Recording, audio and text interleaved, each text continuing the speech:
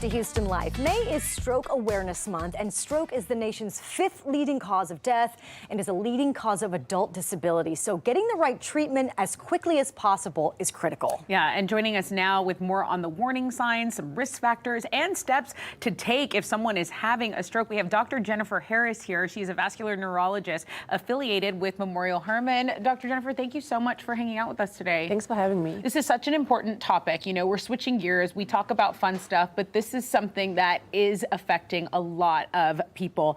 Let's start with strokes. Are they all the same? Are there different strokes? Tell us what you know. Yeah, no, that's a great question because there are different types of stroke. Mainly, we have ischemic strokes, okay, and these are the majority of strokes that you will see. Around 80% of strokes are ischemic, and that means essentially that you have a blood vessel in the brain that's blocked, and that area doesn't get enough blood, and that area is going to get damaged. The other type of stroke is less common. Around 20% of strokes are hemorrhagic strokes. It's less common, but much more deadly, and that is when a blood vessel in your brain bursts, and you basically have a brain hemorrhage or a brain bleed. I want to get this message out there because, in theory, all of us were growing up thinking that, oh, don't worry about it. Strokes only happen in older people, senior citizens, but that's not the truth. These can happen to anybody, pretty much at any age. Anybody, from babies, children, young adults, and matter of fact, actually stroke among young adults in the past few decades has been on the rise. Yeah. Okay, so it can really affect anybody. We're looking at a sudden loss of balance, the F.A.S.T. So that's a stroke symptom. Can you explain that acronym for people? Yes, you know, in the past it used to be just FAST, but now they added the BE to include some other symptoms.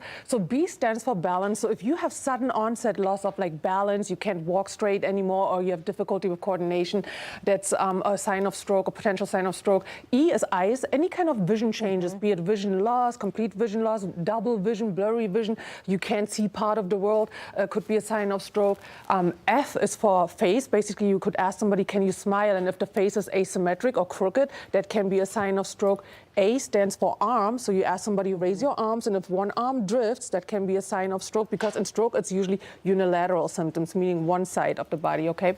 And then S is for speech, so any kind of speech difficulty, be it like you have trouble getting the words out, or you talk or you don't make sense, you sound slurred, like you're drunk or something, that can be a sign of stroke. And then lastly, it's T for time, because stroke treatment is very time sensitive, so call 911 if you have any of these symptoms. Okay, I do have a question. I want to talk about the symptoms because we probably are very familiar with, oh, I lost feeling in my left arm, or something that's coming straight to my heart. But what are some of the other symptoms that we should be looking for? Yes, no, some other symptoms are, for example, like, dizziness. Okay, some people, you can have a stroke with just pure dizziness, which people oftentimes ignore. Also nowadays, you know, like when I talk about language, I also mean texting or reading, right? That can be a sign of stroke. All of a sudden, you can't text anymore, and things like that. So, yeah. Or even sometimes confusion. Yeah. So these are all things we should be paying attention, listening to our bodies, listening to what our loved ones around us are saying. What are the risk factors? What are the factors that you think, okay, this person might be really susceptible? Yeah. So when we talk about stroke risk factors, we talk about modifiable and non-modifiable risk factors. Modifiable ones are the ones that you can change, right? So high blood pressure is the #1 risk for stroke, right? You can work on that with your PCP, with your primary care doctor.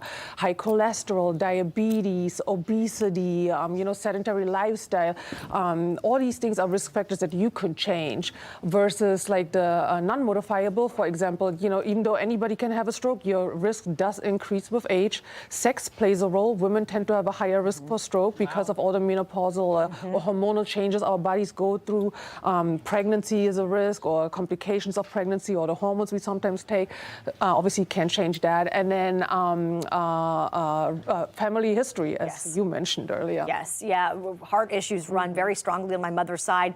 Is there any silent type of something that we should look out for that maybe you just dismiss as being, oh, I might have like a headache, you mentioned? Yes, a headache, for example, a really bad headache could actually be a sign of a bleeding stroke, a hemorrhage.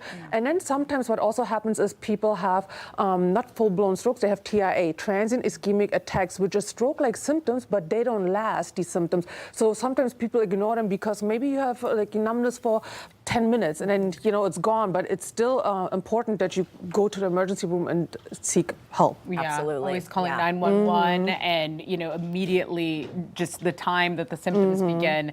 Time is always of the essence. Yes. Definitely. Here. Yeah. Okay, so we talked about all of the factors, different types of strokes. There are treatment options, okay? Yes. Now we can talk about the stuff that can actually help. So in stroke, we have two types of treatments for ischemic stroke. So the number one is TNK, tenecteplase. It's basically a blood clot-busting medication, okay? And you can only give it within 4.5 hours of symptom onset or last seen well, so that's why it's very important to come to the hospital in time. A lot of people, unfortunately, present way out of the window. And then the other method is thrombectomy, essentially where one of our endovascular colleagues goes into, usually through the groin with a small catheter, threads it all the way up to the brain and takes out that clot mechanically. Technology is amazing. Yep. Wow. Are there any preemptive or preventative things that we can do? Changing your diet, exercising regularly, getting Exactly. rest? Basically. So Mediterranean diet has been shown to be very cardiovascular protective. We recommend, exercising 3 to 4 times of moderate exercise per week. Especially, it's nice to do a mixture of cardiovascular and weights. Has been shown to be very protective. Get that heart pumping and going and making sure it's staying good and healthy. Yeah. We great talk about the information. Mediterranean diet so much on this show, and that makes me so happy that you said Yeah. that's one of the things that you can do.